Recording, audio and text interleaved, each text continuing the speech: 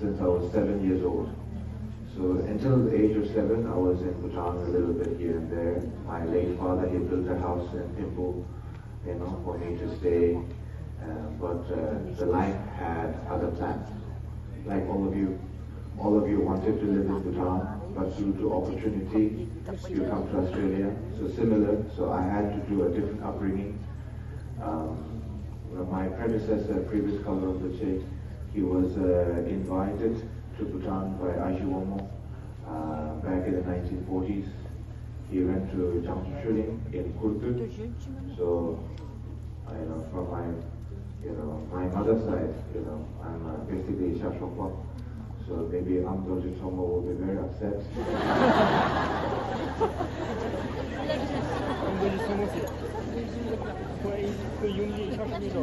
Maybe she will say, what was that number? 113, get ready. Now I'm exposed and blacklisted from Amdoji Tomo. Now even Kalu Rinpoche is just for what to do. Anyway, with all due respect to her. So since I was 7 years old, I entered the monastery training, even though I'm not a monk, but I continued with my monastery training. By the age of 14, I went to 3 years retreat. It was 3 years and 9 months instead of 3 years and 3 months, so a lot of extra time. Had to sit in a meditation box. You are not allowed to sleep in the bed or on the floor. So you put probably 2 pillows at the back, and then you lean a little bit on the back, and then that's how you sleep for 3 years and 9 months. And I'm not saying I'm special. There's other 18 people who did the same. So that's that. So the retreat was completed, and since I was 19 years old, when I came out of retreat, I was 18. And by the time I was 19, I took the responsibility of the Dharma centers around the world. So previous Kalu Rinpoche, he established the concept of the Dharma center that we see right now around the world, the Buddhist center, is actually envisioned by previous Kalu Rinpoche. Before previous Kalu Rinpoche, there's a Buddhist master, but they don't have the concept of the Vajrayana center. So previous Kalu Rinpoche, he was the first Buddhist master who traveled to the West. And then he is the first Buddhist figure who met the Pope in Vatican City in Rome. The first delegation, let's put it like this, between the Vajrayana tradition and then the foreign religion in the West. And previous Kalu Rinpoche asked, to the Pope, is Buddhism welcome to the West? And the Pope said, of course, all different faiths are welcome. And that's how previous Kalu Rinpoche established a meditation center, Dharma centers in France, in Canada, in America, and also other parts of Asia over the time. So from the 1960s and the mid-70s, he's traveled until the 1988. Non-stop traveling, teaching, and so on. And then after he passed away, there was the 18 years of gap, of absence of responsibility, let's put it like this.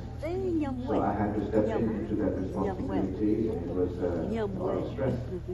The reason I have no hair is because I'm bald due to stress. So people, they say, oh, Rinpoche, how do I manage stress in this city life? And I said, I have no solution. Because if I had a solution, then I would apply it to myself. But the previous Kalu Rinpoche, I do not compare myself to him, even I carry the same name. He's a great master. May I have your name?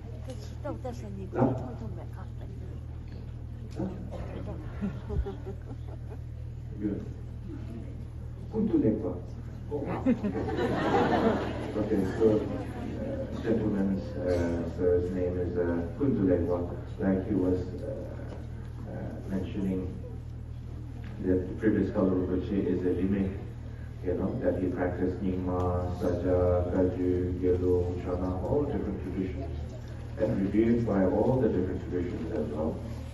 So, myself, it's impossible to step into that shoes and be like, I am the Kalu Rinpoche reincarnation. Not even a second I tell myself I am his reincarnation, to be honest.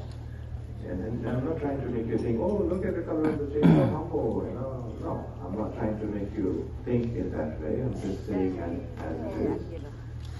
And then, of course, I have around 55 meditation centers around the world, so I oversee them.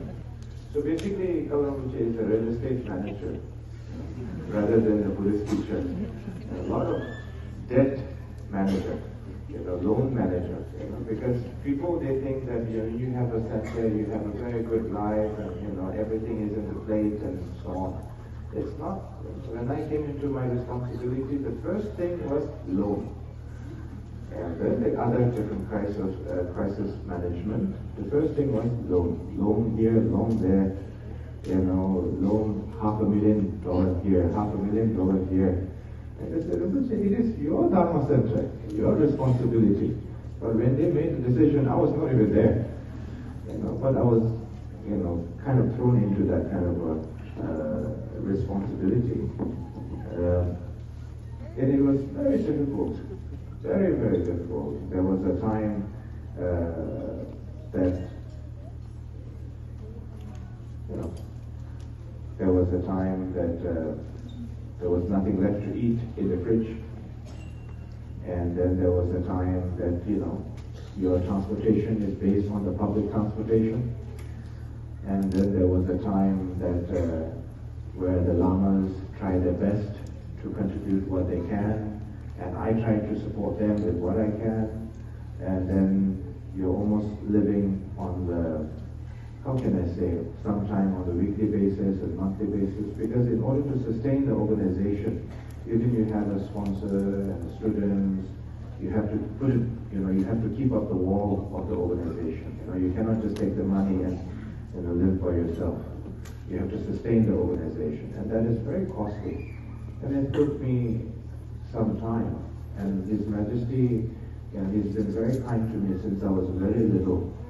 I used to go, in his basketball match, and I used to cheer, when I was very little. But in 2012, His Majesty said, you are young, Rinpoche, you should do more social services, speak with the youth, go to the crowd and do some meditation guidance and so on. And all I could say at that time was La Sola.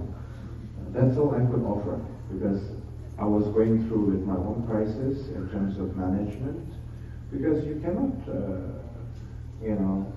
be, I'm going to do this and do that, and meanwhile your house is in chaos. So when the house is in order, then you can offer commitment, whether it's with the friends or family, community, and so on and so forth. So for me, it took some time. And starting from 2018, 19, and then all the debt and loan was kind of established, the religious order is in place, I appointed the lamas in place, the regional officer, the regional lamas, and so on. So I could read a little bit, And then I said, oh, now it's time to go back to Bhutan, to spend time. Maybe build a simple temple. And then at that time, I had an audience with His Majesty, and then he was mentioning about the Gelipo city. I just came out of the oxygen, like I just survived from my own organization. And I was thinking about building a small temple, relaxed, do nothing. And then the moment I got the audience, then His Majesty was throwing at me about the whole mega city, the mindfulness city. I couldn't comprehend in the beginning. So I thought in the beginning, oh, so Your Majesty want me to organize a tour group, bring some tourists? I said, no, that's, you got it wrong. So then, because I have no business background, over the 18 years, yes, I, came because of the, different kinds of challenges. And I developed some skills and experience, but I have no experience about the business and so on and so forth. So, then the more I listen to His Majesty's speech, his action, his commitment, and then the more I feel motivated and to serve the people of Bhutan and His Majesty's vision. Because I observed a lot in the last 2 years and a half while I was traveling. I observed a lot of the, in our country, the crisis that we are going through, the things that we don't want to admit, the things that we admit, the things we acknowledge, the things we don't acknowledge, and so on. So for me, I feel kind of a responsibility in my hands because Bhutan, first and foremost, is a Buddhist country. So I am a Buddhist practitioner. Like I can build many temples around the world, and then they would be like, so where are you coming from? And then I would be saying, yes, I'm from Bhutan. And then if our Bhutan is not in a strong economic foundation, then it won't be a good example, to look at. Because Bhutan, we have a beautiful structure. We have a very strong democratic structure, religious structure that are separate. Religious figures cannot intervene or interfere in the political matter. And I find that very beautiful. That is the vision of the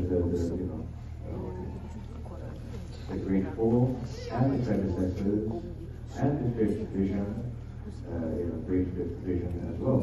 So I think we have a wonderful structure when it comes to a democratic structure, and then there's a religious structure, and not mixing together. And people in between, they have a faith and they have a devotion in a very much an unconditional way. So I find that very precious, and it is very important to preserve that as Bhutanese. And the only thing that we are missing is a strong economic structure. And that is what His Majesty is delivering. And like I always say to everyone, wherever I go, I'm not trying to promote His Majesty's vision or speech to make myself look good. I don't need to do that. His Majesty doesn't need that. I'm just letting you know that His Majesty is working very hard for all of you and for the future of the country. And because I introduced a group of investors to His Majesty, and the meeting will go on past 10 o'clock in the evening. It's completely dark outside, and the meeting will go on. And then I have a group of investors from different countries I would introduce, and then the meeting will go on and on and on. And he would personally introduce, the whole vision.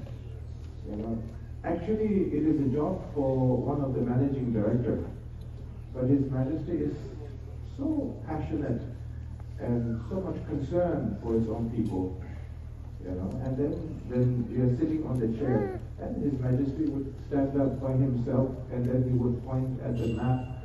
Geographically, we are landlocked. Historically, we are very wealthy in the past, because we have so many temples since 700 years ago, 800 years ago, and we have to grasp, we have to get into the right momentum and take the opportunity as a Bhutan, and then also with his vision and so on. And, His Majesty, many people think that His Majesty just sits like this and commands it. Actually, he doesn't. He really engages, and he stands up by himself, and he explains almost the power, everything in detail to the investors, to the business partners, and so on. And I just want you to understand, because these are the things that you will never see. In the pictures, you will see His Majesty, very graceful and very, elegant and beautiful, as he is always with the Queen, with the Gubar and so on and so forth. But behind the scenes, His Majesty is working very hard, tirelessly. And of course, he will never speak about, His Majesty will never speak about himself that I'm working very hard. But I see it, I witness it. I witness that I can see he's, how can I say, he lost some weight also within the 1 year. I can see that he is a little bit of exhausted, but he's traveling tirelessly. And, His Majesty has a choice not to do. He could simply say, that's not my responsibility, it's the responsibility of the Democratic Party. And he could say that. That's how the many monarchies around the world, that's how they function. They just remain as a symbol. His Majesty is not willing to stay as a symbol, but rather engage in the practicality matter. So that's something we just need to have an understanding. And I just wanted to share with you sincerely. And then from my side, I'm trying to offer everything I could, for His Majesty and for Gillico Mindful City. I already reported to His Majesty that I basically gave up my religious responsibility, almost 80% of it, because before I used to travel a lot, all the different centers, all the summer retreat, do this, do that. I've already resigned from my religious responsibility, almost like 80%. I submit the letter. I also submit my resignation from my organization as well. So I said, okay, this Rinpoche, this Senior Lama, you take this charge on terms of management, in terms of responsibility, in terms of decision making. I will engage fully to, for Bhutan and for the Gillico Mindful City. And so I just want you to know that. And then the things that I'm doing right now, there's many things that I'm trying to establish. My main purpose is to make sure that there's a strong economic structure. So, like an example, there's many other things that I don't want to talk about it, because if I do, then it looks more like I'm bragging. Only the things that have been signed on contract and agreement, I will share with you very briefly. For other things, I will share, and you will know in time gradually. Otherwise, it looks like, hey, look, guess what? I'm doing this, I'm doing that. It sounds like I'm running an election or something. So then, not keeping my word at the end. So it sounds like that. So I'd rather explain to you what is going to happen. So different, like an example, in Bhutan, we have a lot of patients and a long queue for the doctors to get a consultation. So like an example, I am organizing the international doctors and the consultation by the distance, medical consultation. So there will be no shortage of doctors, there will be no shortage of consultation, saving the government budget. Instead of sending them to India for a basic consultation, we will have a specialist in Bhutan. So having a multiple specialists around the world, those who are almost getting retired but who want to contribute their time. And there has been a prototype of that, has been very successful in Assam. So we are going to replicate that. The same founder of that, the person, is also my first Dharma friend. So he said, Rinpoche, what can I do for you? And I said, do it for my country and my people. Stick to that. Even with my Bhutanese students, they said, Rinpoche, what can I do for you? Sponsor to your temple and so on. I said, I don't want anything. What you can do is try to help my country come up with a business, innovative ideas that can help in a social structure. So the long as you can do that, I'm more than happy to provide you the Dharma, and I will connect you to the right people. And that's how I've been operating. But But my main goal in Kalu mindfulness today is to build a racetrack, because if you build a racetrack, then you have an international artist, musician, many of them, they come together, and then it brings the value up, and it creates a high-paying job in the world global standard. Otherwise, if you just build the luxury homes and luxury hotels, it doesn't do much. It's just the people with a little bit of money, and they will come and take picture and they go. So that's that. So if you build the entertainment sector, and it creates a different kind of economic ecosystem, which attracts high-end, mid-range, lower-range business, opportunistic individuals, group of people, and then that helps our country. And it's just a very small, how do you call it? My contribution is a needle in a haystack, compared to what His Majesty is doing. So His Majesty's vision is grand. My contribution is needle in a haystack. So, but I just wanted to let you know that nothing goes beyond His Majesty's vision or his vision and instructions and so on. So that's that. Now the other thing is that today is Niguma empowerment. So now I will switch from a business enthusiast individual to a spiritual figure. So now transforming myself into Kalu Rinpoche. So as you know, there's a Nyingma Saja Kaju Gilu Chonang Changwa. So there's a Chulu Champoshi, there's a 4 major school, followed by the 8th chariot of the Lord Buddha's teaching that has linked with India. So the Niguma is basically a Kandroma that existed 1,100 years ago, number one. Second is that I think there's a little bit of misconception whenever we say a Kandroma. I explained to the yoga participant yesterday already. Kandroma does not mean that you need to have a relationship or marriage with a religious figure. Okay? Kandroma, it means you can be a female that is a nun, right? Like a monk nun, and a highly realized being, and you are Kandroma. Or you can be a lay person who has a great realization, who is not a nun, but highly realized being, and you are Kandroma. Okay, so basically Kandroma is basically a different title for a Rinpoche. So Rinpoche, and that's like an example when we say Changchu Semba, Changchu Sema. Changchu Sema is like Bodhisattva in female, Bodhisattva in male. It's just a different way of addressing.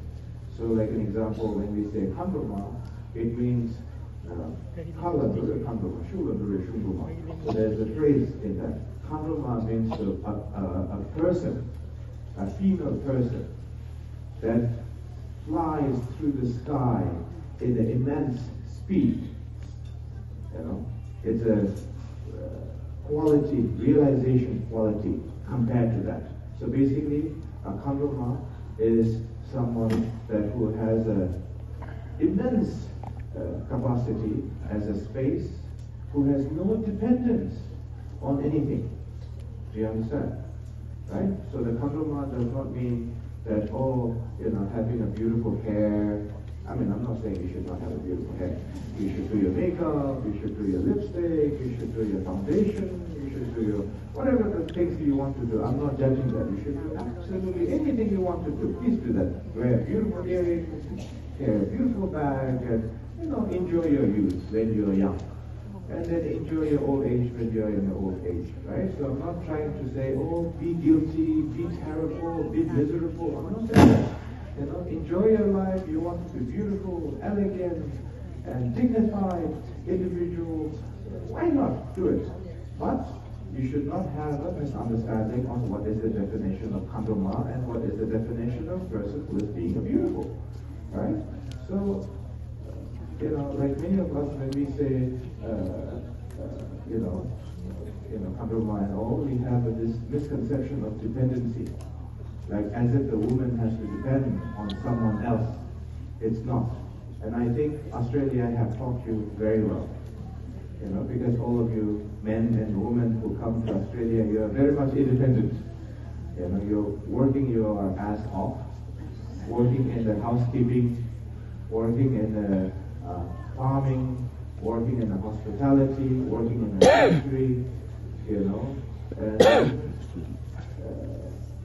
with a lot of exhaustion, not enough sleep, and you're doing it tirelessly. So I think the meaning of independence and being powerful and believing in oneself, I think you understood that very well. I don't need to explain to you. So basically Niguma, she is the elder sister of Naropa, and she is a renowned figure, like an example, enlightened being. She taught 5 golden dharma, which is Sawa Nilukshudu, Gompo Chada Tempo, Yelga Lampian Ramsun, Medokacha Karma, Devochime Chume. So her teachings are the 6 yogas of Niguma. 6 yogas of Niguma is heat generating practice, and then illusionary body and mind, Tumo Julu, dream yoga practice, clear light practice, Vesa, Tumo Julu Vesa 4, and then transmitting the state of the consciousness, intermediate state. So these are the 6 yogas of Niguma, followed by the Mahamudra teachings of Niguma, which is to instruct the nature of the mind, how to recognize the nature of the mind. And then followed by the branches, Sawa Nilukshudu, Gompo Chada Tempo, Yelga Lampian Namsun. Lampian Namsun means your guru, deities, instructor, simultaneously practicing together as one. And then Medokacha, the flowers in the trees are the red dakini and the white dakini, and the seed within the flower is chimichume. Chimichume is a practice beyond death. So by that stage, the visualization becomes a very subtle, less object, less color, but simply form and a very subtle shape of life, meditating into that state. So in the beginning, there's a lot of colors and visualization. Eventually, in a higher stage of the Niguma's teaching, is very much like her body, speech, and mind, your body, speech, and mind, and then combined together as one in the non-duality state and meditating.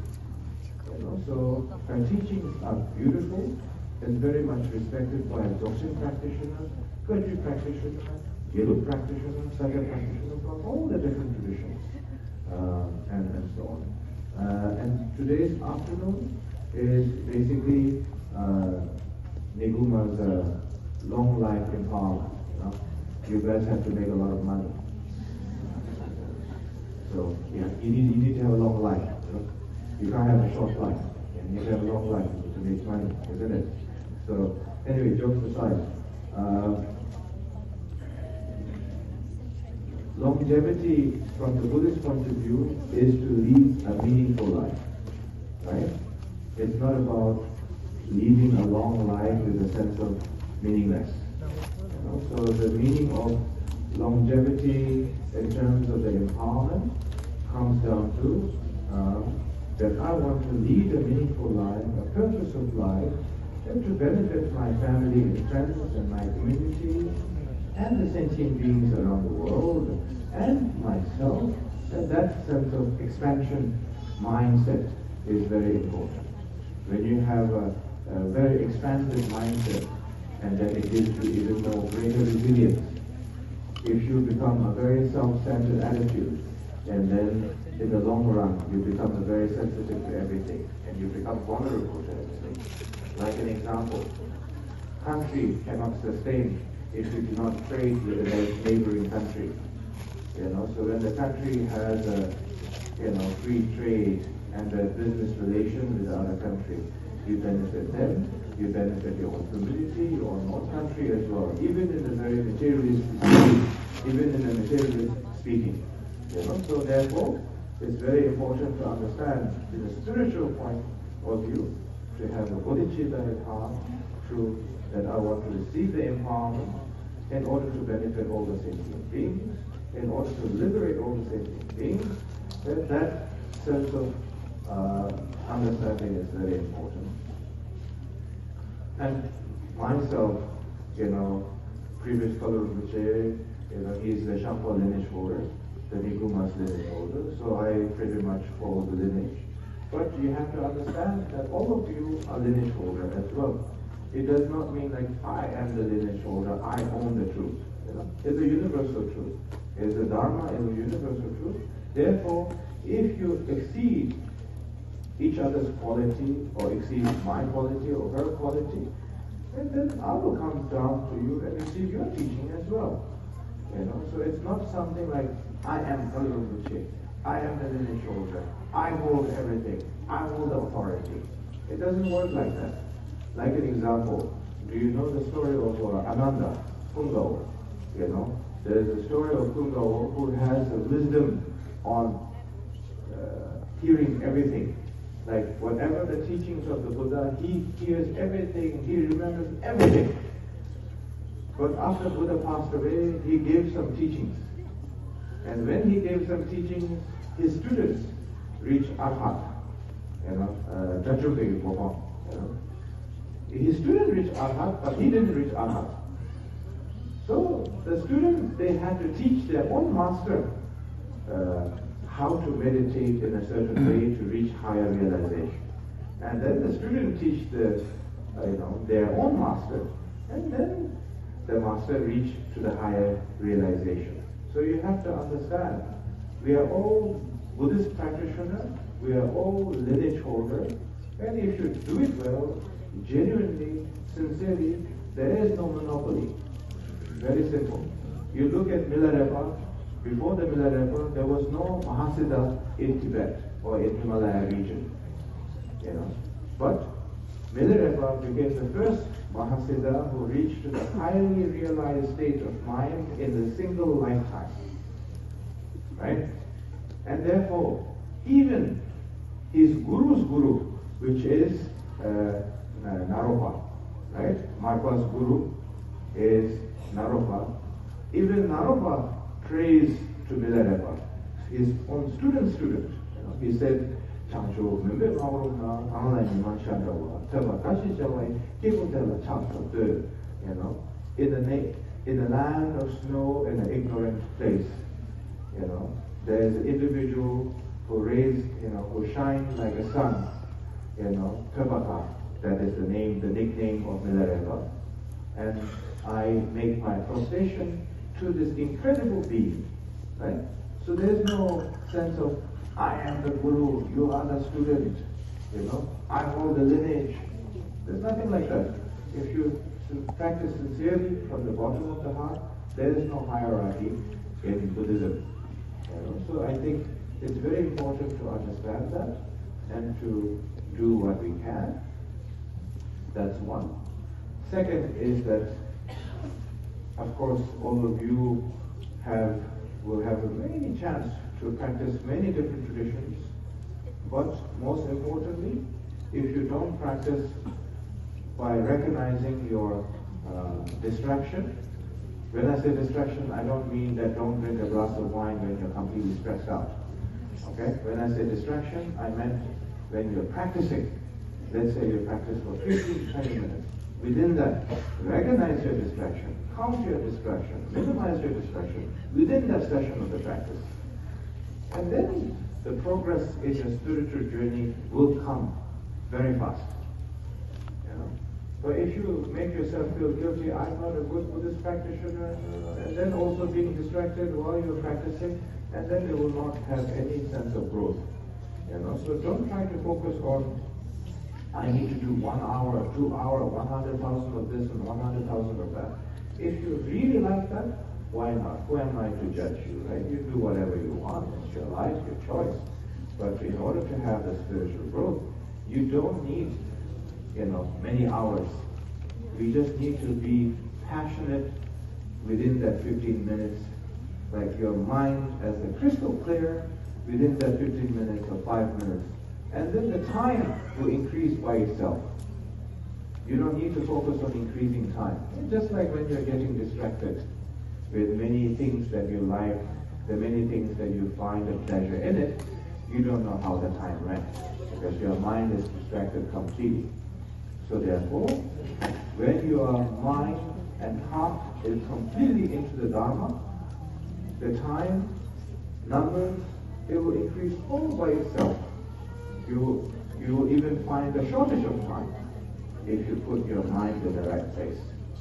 You know, but then if you try to make it long as possible, many times as possible, then it would be very exhausting.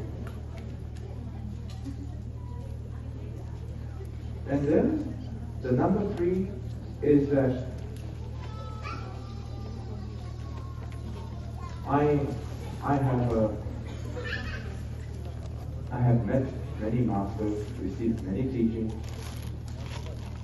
but I never hear any demand from my master or conditions. You know. So therefore, whenever you meet a so-called master, and if there's a demand on the blind faith, you know, and then you must go in the opposite direction. And that is very important. Because we are Buddhist practitioners, and it's based on the logic and the reason and analytical understanding. Without that, there's no distinction between we as a Buddhist practitioner and other faiths as not a Buddhist practitioner. So the reason why that we consider ourselves a Buddhist practitioner is that, yes, we look up to Buddha as an exemplary figure. But the real Buddha is the consciousness of oneself, to recognize the consciousness beyond the duality and the illusionary of the body and mind. So that is the absolute Buddha. The Buddha that we see is something that we can look up to, a footstep that we can engage with, interact with, and progress with. The ultimate Buddha is recognizing the nature of the mind. And when you go beyond the illusionary mind, you are beyond samsara. If you are in the illusionary mind, you are in samsara. You know, there is a teaching from Tampon Delbo. He said, Chulna Semjen, Matulna Samjing. Very short sentence, but very compact meaning. Chulna Semjen. Chulna Semjen, it means, if you're under the influence of the illusion of the mind, you are ordinary being. If you are beyond the illusionary mind, you are enlightened being. So like imagine, like this is the teachings of the realized master. Chulna Semjen, Matulna Samjing. You know, Manchu means not under the influence of the illusionary mind. You are Buddha. If you're under the influence of the illusionary, of the ignorant mind, jealousy mind, or any sort of the illusionary mind, then you are in samsara, even you are in the temple. You know, so therefore, having that kind of a context of the understanding is very much necessary.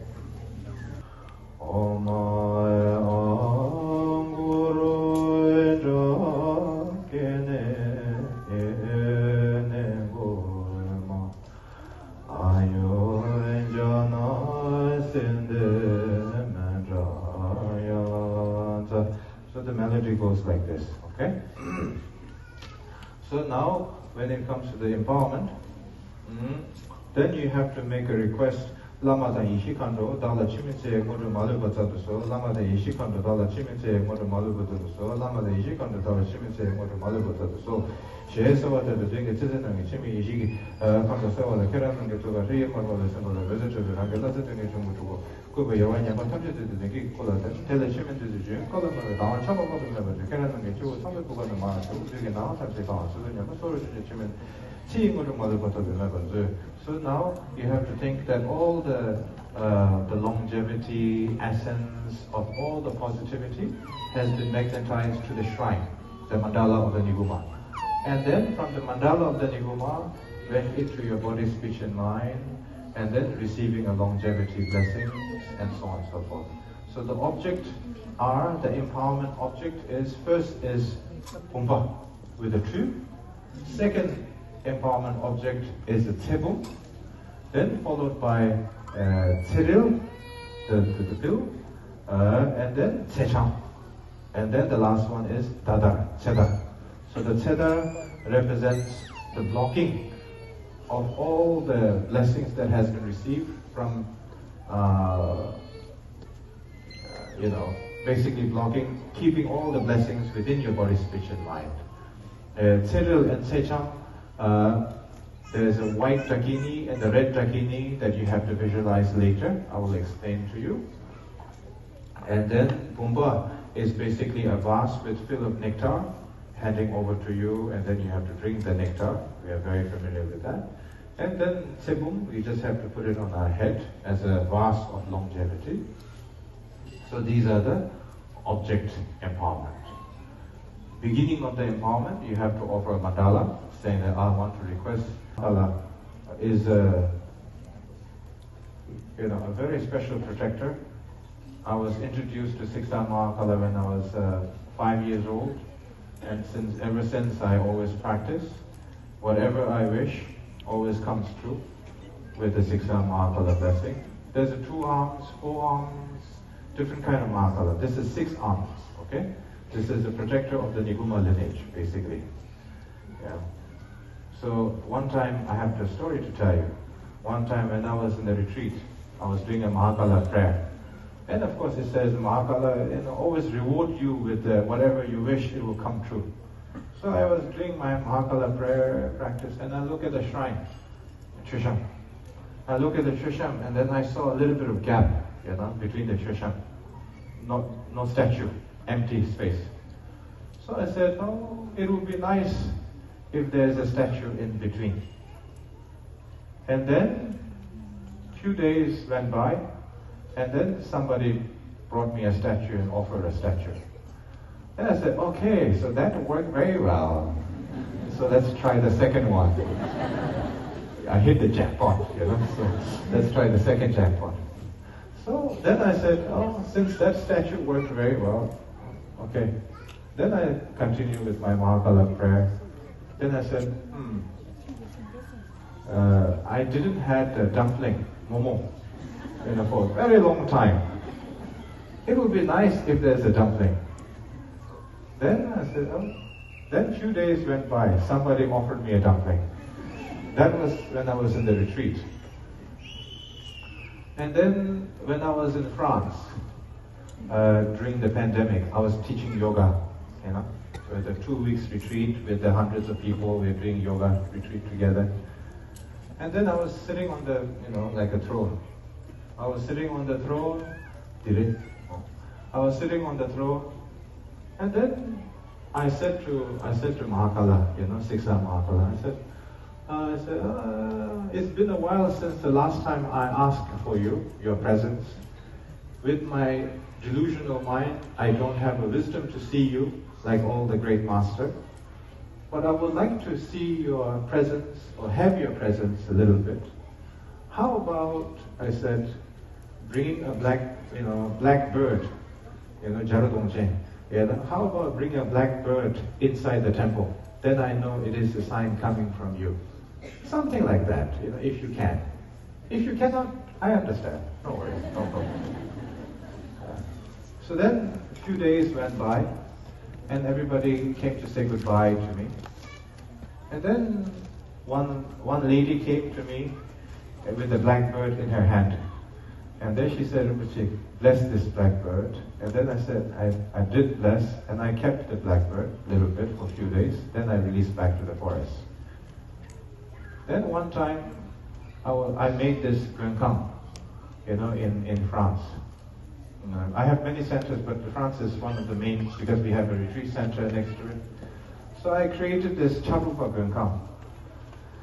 And in my Guenkam, men and women both can enter, okay? So it's not like that. If the Mahakala is afraid of women, then I don't know what is he doing, I cannot speak for all the Mahakalas, but I can speak for my Mahakala.